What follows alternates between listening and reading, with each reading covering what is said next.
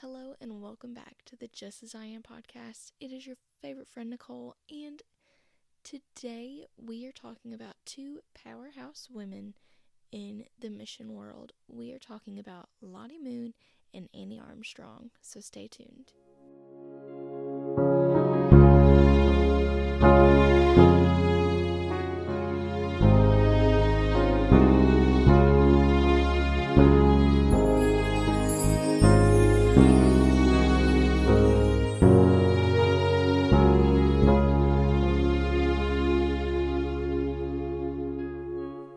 When Jesus gave the Great Commission, he called us to go and make disciples, to spread the gospel with the world. And I want you to take a minute and think of any missionaries you may know about, or some that you might even know personally. Like I mentioned earlier, we are going to talk about two major powerhouse women or ladies who made such an impact that we still talk about them today. These ladies lived incredible lives, 110% for the Lord and for others. Well, their names, which I mentioned earlier, and you've probably heard them before, are Lottie Moon and Annie Armstrong. So today we're going to talk about these two and their missions and how their missions impacted the world. So starting off first, because she was the oldest, and that's just how things go, of course, we are going to talk about Charlotte Diggs Moon. Hopefully I pronounced her middle name correctly. I'm sorry if I didn't. She was born on December 12th, 1840 in Albemarle County, Virginia. I did not look any of this up per usual. If you always hang with me, you know that I'm a terrible person when it comes to learning pronunciations before I do this. But she was born in Virginia, and Lottie actually stayed away from Christianity and the Christian world until she was in college. When she got into college, she was baptized in December of 1858. So she actually attended the Albemarle Female Institute, which was basically a female counterpart to the University of Virginia. She was even one of the first women in the South to obtain a master's degree. You go, girl. And that is not where her story ends, nor, I guess, does it really begin. We've been prepping to go up the mountain, but this was just like her firing the flame, okay? During this time, it was actually the Civil War period, and while the Civil War was going on and happening, she decided to stay close to home, so she stayed in Virginia until the Civil War ended. She actually ended up going out and teaching school. She was a teacher. That's what she became a master in. She taught school in Kentucky, Georgia, and her home state of Virginia. So how and where did she begin her mission? Well, in 1872, Lottie's sister, Edmonia, was actually appointed to, and I'm so sorry to any Chinese listeners, Tenchao, China. That is where her sister was working. And she followed her sister a year later. For 39 years, Lottie served mainly in China's Shantung province, where she taught in girls' schools and shared the gospel in China's interior with other women and girls. When this all began, she set sail at the ripe age of 32. She was leaving behind a job, her home, her family. She even had a marriage proposal that she was leaving. And she did all of this to follow God's plan and go to China like her sister and reach the lost and spread the gospel.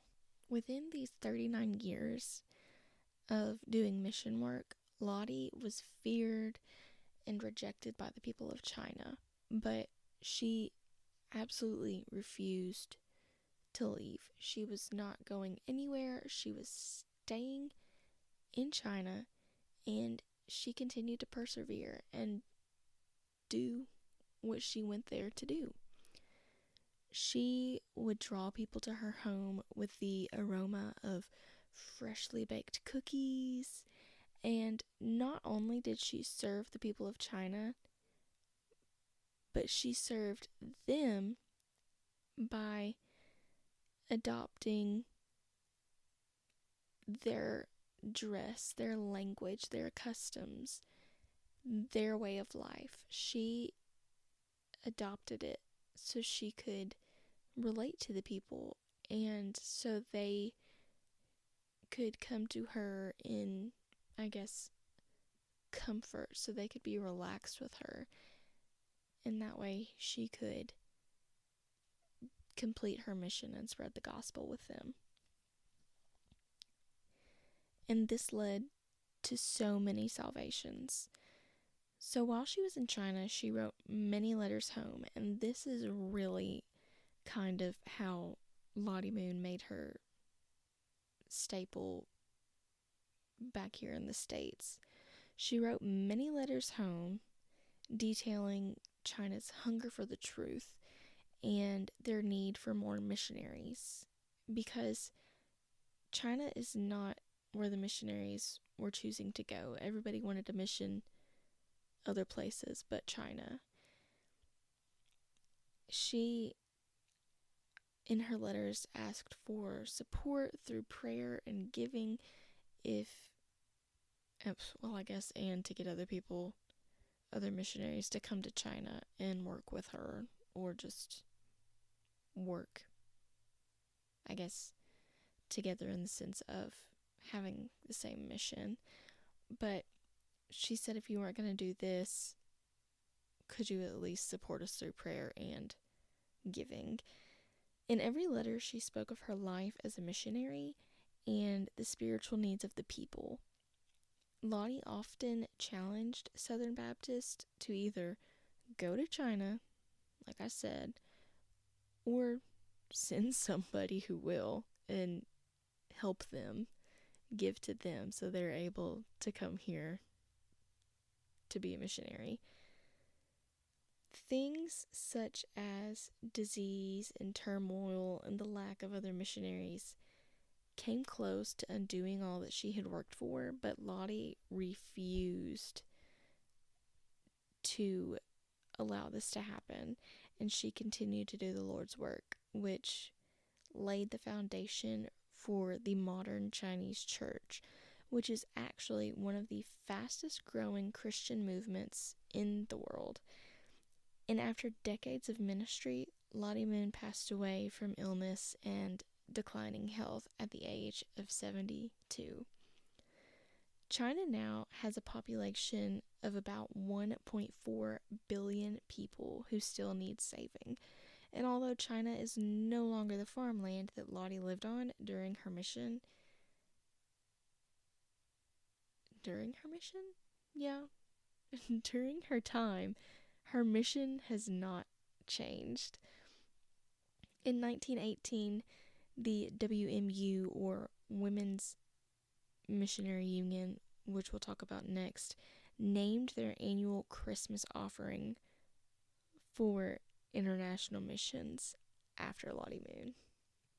And I will say, raising money for this mission is one of my church's favorite things to do every Christmas time. We used to do it as a Thanksgiving dinner. I don't want to say celebration, but we would have our Thanksgiving meal and then we would have this. But now we do it during the month of December, so it's more Christmas meal, whatever. So we have our potluck Christmas dinner at church, and then following, we have something that we like to call the Lottie Moon auction. And the more I tell people about it, the more I realize that it's not, I guess, a regular normal thing, which is kind of cool because everybody gets kind of like, wow, that's so cool. Whenever I tell them about it, they get excited about it. It is one of the best things that our church does. And what we do is, like I said, we potluck, we have Christmas dinner together, and then following the dinner, we have the Lottie Moon auction. Now, the Lottie Moon auction is not your normal, regular day-to-day auction, okay? Let me explain. So, what we do as a church is you bring your side dish for the potluck, and then for the auction, you bring a wrapped gift, a wrapped something.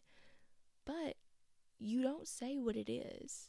You put some kind of description on it. It can be like a riddle type thing, or just something simple. So it could be, I keep you warm for the holidays and I'm a decoration around the house. I don't know, for a blanket, okay? But some people might just put delicate because it's like made of glass or something. But a lot of the time, it could be something serious and meaningful, or it can be some kind of gag gift. And typically the gag gifts go for so much more than the regular gifts go for, than the good ones go for, which is kind of silly, but it is what it is. So one of the gag gifts that are that usually goes for pretty high is, and it's been going for a couple of years now. One year, our pastor bought a pretty decent sized box, and it ended up being full of like hundreds of little squeaky mice. But it always has like a gift card in it to eat or something with.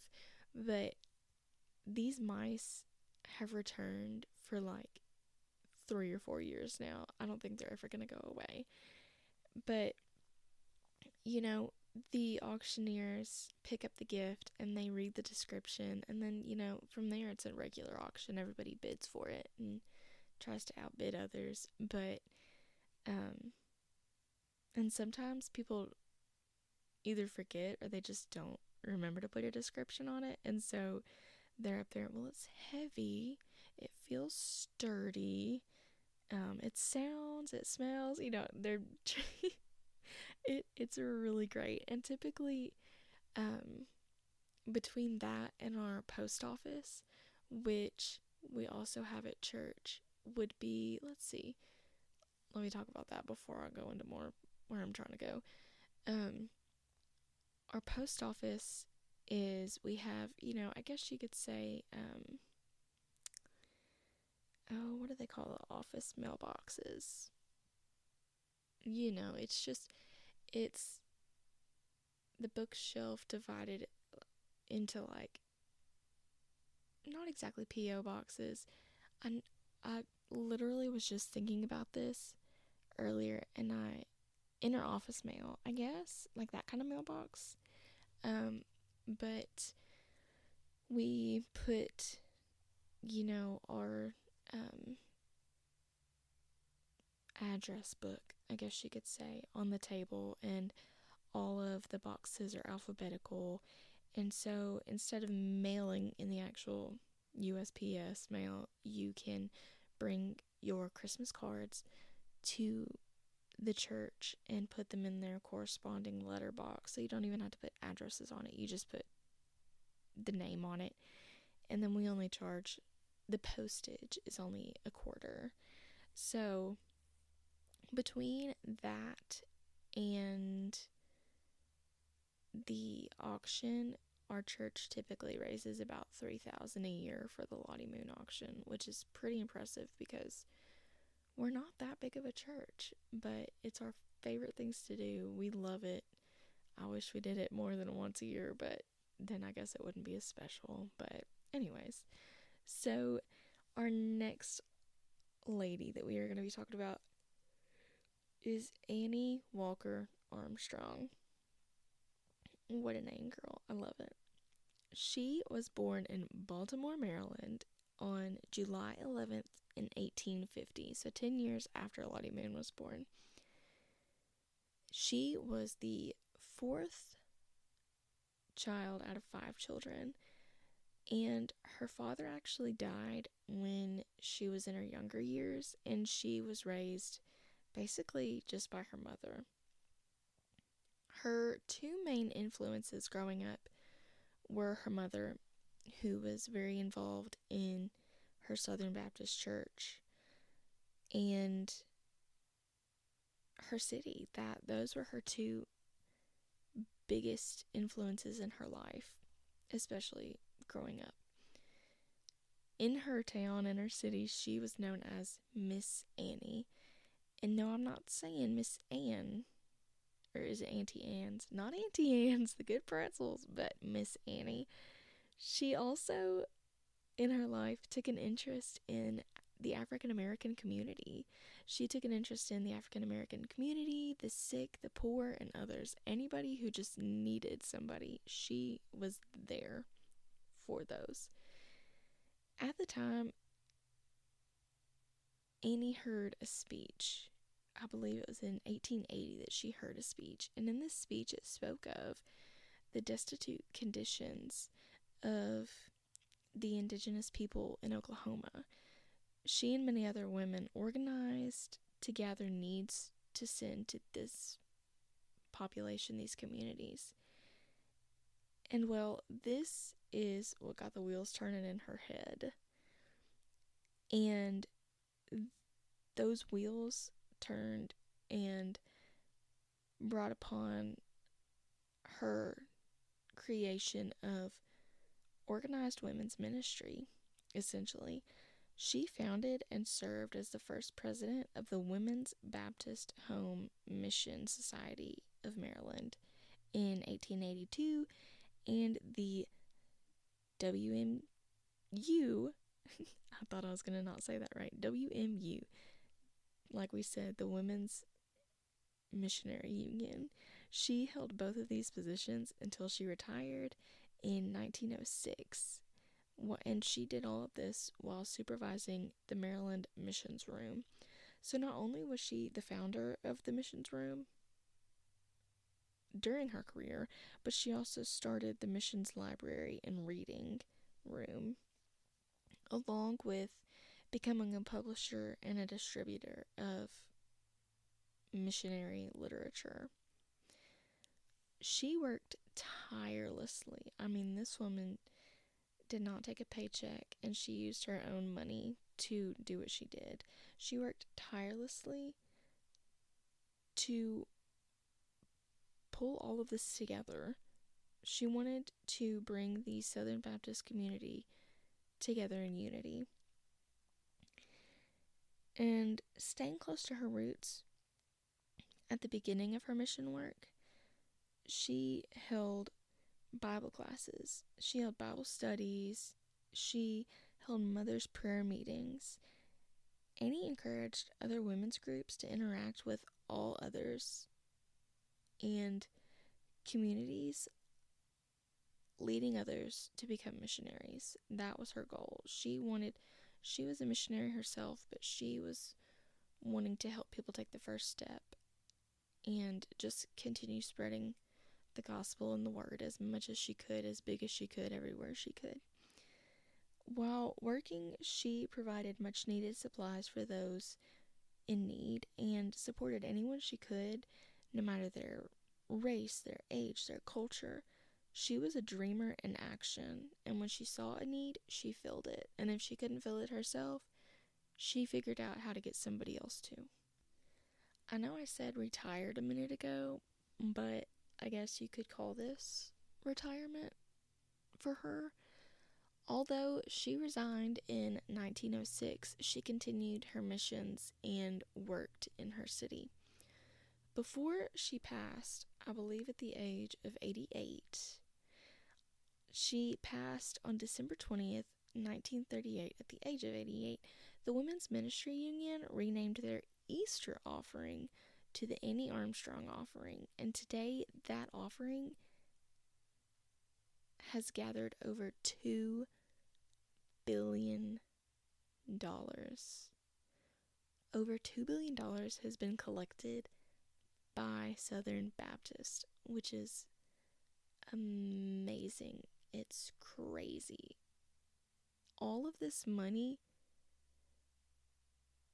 that has gone to this offering has helped support thousands upon thousands of missionaries in church planting and compassion ministries. And because of what Annie started, millions have been transformed and saved. Lottie Moon and Annie had the same mission, just in different ways and different places. They both wrote thousands of letters with passion and force to bring the gospel to those who needed it most. These women were not quiet. They did not sit back and just watch. They went out. They spoke. They worked hard with all of their might for the same goal. And it's so incredible to read their stories and learn about them in the mission field, and how these women who were born over 100 years ago still have such an impact on our world today, and where they've brought us, because we would not be where we're at without these two women.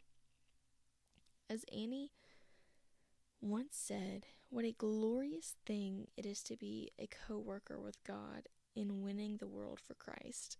And when I read that, I was like, that is such a cool way to think about it. A co-worker with Christ, because we can't do what we do without him. He is the reason for, he's our purpose. He's our reason. He's our everything.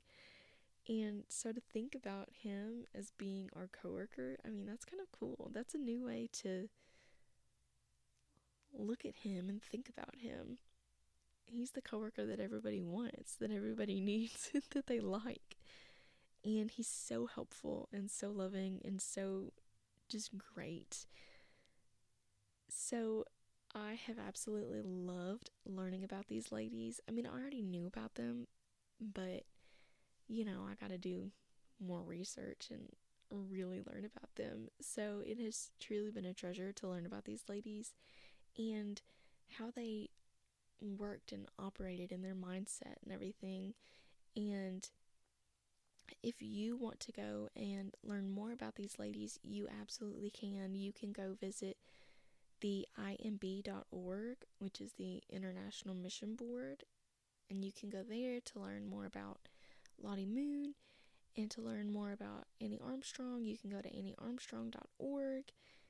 You can wait until Christmas or Easter to give through your church, or you can find the links on these websites and give now if your church does not participate, or you're just so eager for the cause to help the cause. So I hope that everyone has had such a great 2025. You had a great Christmas, and I hope that for just all of us, that 2026 is going to be full of blessings and peace and happiness, and I pray that we can take what we have learned about these ladies and go live it out and really just be God's coworker and help those who need it and save the lost. So, thank you so much for listening. I am so grateful.